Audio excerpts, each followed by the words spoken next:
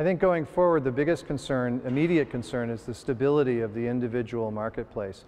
And that's where people buy coverage on their own. They don't get it through their employer, or they don't get it through Medicare or Medicaid, and they're buying it on their own. And that's what the debate has mostly been about, is the rules for the individual marketplace. And so we think Congress should take immediate steps to stabilize that market going forward, now that there's no repeal. And that involves funding for the cost-sharing reductions, which are payments that allow people to afford their deductibles and coinsurance if they qualify at the lower income levels.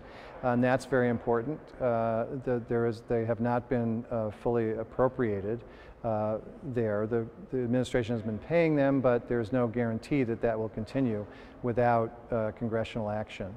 So that's the first thing.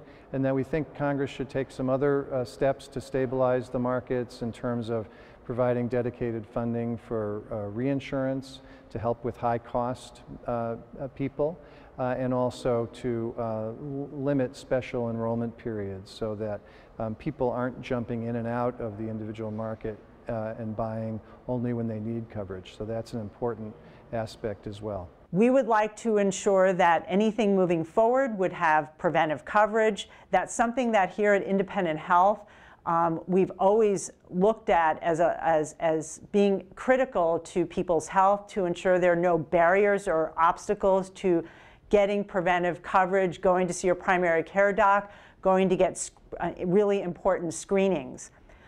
Another thing we think is really important is for Congress to look at the costs, the underlying costs of coverage that lead to the affordability of coverage. We're a little concerned and disappointed that while there's been a lot of discussion in Congress about the cost of prescription drugs, it really wasn't mentioned in any of the discussions, the recent discussions.